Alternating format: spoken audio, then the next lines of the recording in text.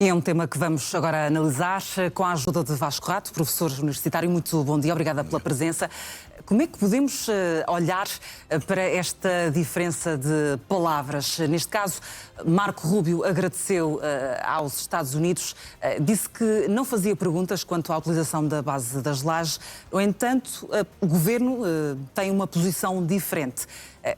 Em que é que ficamos? De facto, o Ministro dos Negócios Estrangeiros tem de dar explicações sobre estas declarações de Marco Rubio?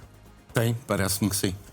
Porque ou o Ministro mentiu, o Ministro Rangel mentiu ao Parlamento e ao povo português e, portanto, tem de assumir essa responsabilidade, ou, alternativamente, uma versão mais benigna.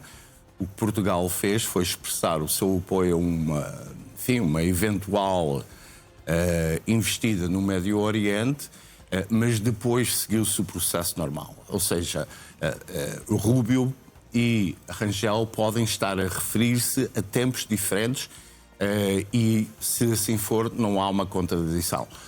Caso contrário, alguém está a mentir. E se de facto houver aqui uma espécie de conflito político, neste caso entre Estados Unidos e Portugal, o que é que pode acontecer em termos práticos? Portanto, Portugal fica fragilizado por estar a aceitar a utilização das lajes sem questionar as razões ou as movimentações em concreto para a sua utilização? E isso não irá acontecer porque tanto os Estados Unidos como Portugal irão encontrar uma explicação que, mesmo que seja parcialmente verdadeira, enfim, o problema fica sanado. Mas repare que a oposição em Portugal não está a focar este problema da eventual mentira perante o Parlamento. Está a dizer que o apoio de Portugal aos Estados Unidos, nestes termos, coloca o país numa posição humilhante. Quer dizer, essa é uma leitura que não me parece ser mais importante neste momento, porque isso é uma leitura subjetiva. Mas, entretanto, há aqui outra questão, é que querem criar uma comissão de inquérito ao uso da base das lajes. E aí poderá haver também novos indicadores, novos indícios sobre esta utilização? Acho que os partidos todos do governo, da oposição, deviam ter juízo e deixar de brincar, porque é efetivamente isso que está a acontecer, deixarem de brincar com a política externa portuguesa. Quer dizer, nós temos uma aliança com os Estados Unidos que obedece a certos requisitos, é do interesse de Portugal, até porque há empregos na terceira que dependem da base. E, portanto, está-se a fazer chicana política com uma coisa que é muito importante, a base das lajes, que está muito institucionalizado o seu uso, e isto que está a acontecer é francamente lamentável. Agora, uma comissão de inquérito para quê? Nós sabemos como é que funciona a base, os acordos estão estabelecidos, eventualmente haverá necessidade de rever alguns desses acordos. Mas repare que o Governo, o Primeiro-Ministro, assumiu que em qualquer condição apoiaria o uso de bases pelos Estados Unidos. A posição do Ministro dos Negócios Estrangeiros é que é um bocadinho mais complicada, a meu ver. Mas perante também a comunidade internacional, estas declarações de Marco Rubio podem colocar Portugal numa posição mais frágil, em comparação também com outros países, como vemos já Espanha ou a Alemanha, que de facto protestaram em algumas fases no uso das suas bases nos países para os Estados Unidos? Não parece, porque quando se diz a comunidade internacional quem?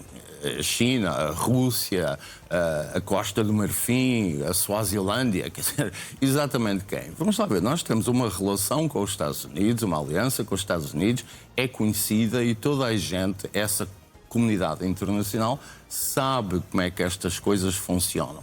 Agora, há um discurso público, tenta-se fazer, enfim, alguma, como disse, alguma chicana, mas na realidade, quer dizer, o país tem um alinhamento estratégico e sabe-se que, de acordo com esse alinhamento, certas coisas acontecem.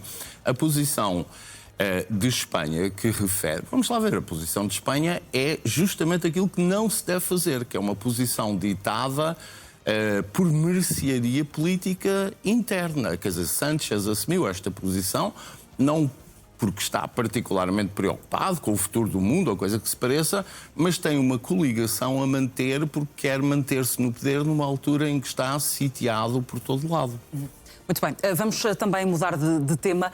Olhamos para aquilo que fica da visita de Estado do Presidente dos Estados Unidos à China. É expectável que Trump tenha obtido algum compromisso firme da China para a reabertura do Estreito de Hormuz, que é neste momento o ponto que está a fazer asfixiar a economia global? Nós não sabemos. Não sabemos isso, nem sabemos outras coisas, porque as partes ainda não disseram o que aconteceu. Ou pelo menos, vamos lá ver, para ser mais preciso... A estratégia também. Exato. Os Estados Unidos disseram o que aconteceu, a China não confirma o que aconteceu.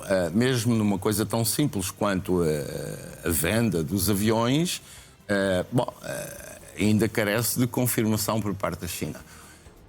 E, portanto, nós não sabemos. Agora, é natural e é certo que houve uma discussão em volta de Hormuz. A China gostaria de ter, já o disse antes desta cimeira, gostaria de ter Hormuz aberto, mas o que resta saber é, primeiro, se está disposto a pressionar o Irão e, a segunda coisa, se houver essa pressão, o Irão vai ouvir a China. E isso nós não sabemos. Veremos, mas admito que haja, por parte da China, alguma pressão junto ao Irão para abrir o Hormuz, mas a China não está, pelo menos neste momento, disposta enfim, a cortar relações com o seu aliado. Mas de que modo é que pode ajudar a desbloquear de forma mais informal, tendo em conta que sabemos também que houve pelo menos 3 petroleiros que saíram de portos iranianos diretamente para a China. Houve, de facto, esse acordo previamente antes da visita de Estado à China por parte de Donald Trump. Mas poderá haver aqui algum indício de que em breve haja aqui um desbloqueio total do Estreito de Hormuz, ou para já essa equação ainda não é viável? Tudo o que diz é verdade, e por isso é que eu acabei de referir que a China pode, informalmente, pode tomar alguma iniciativa. Mas, mais uma vez, nós não sabemos se o governo de Teherão está preparado para aceitar, para acatar esse conselho, digamos assim. A China não tem feito pressão, por exemplo, nas Nações Unidas. Aí não tem feito pressão, tem mantido o apoio efetivo em relação ao Irão. Agora, como é que se abre o Hormuz? Terão de ser os Estados Unidos e Israel a abrir.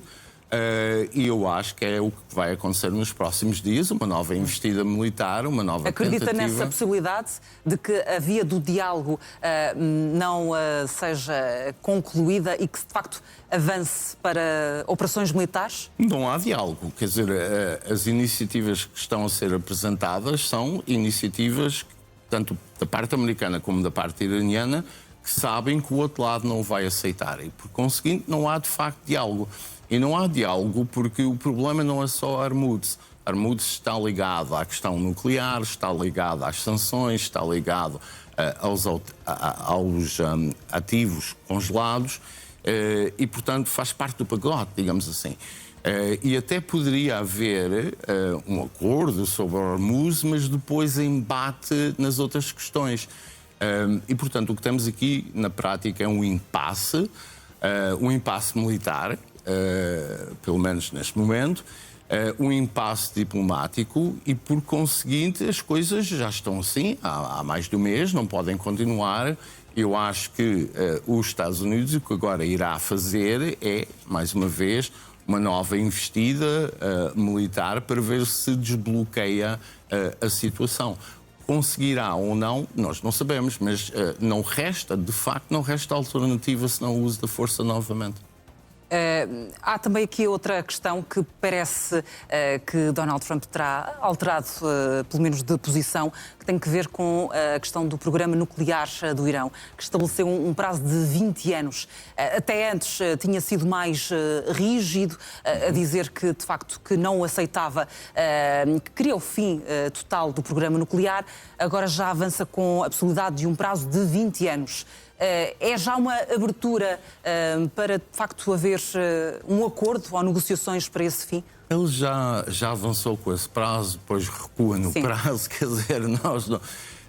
A única coisa, relativamente ao nuclear, a única coisa que Trump tem sido consistente é que o regime não pode ter uma arma nuclear. Agora, o que é que isso significa na prática?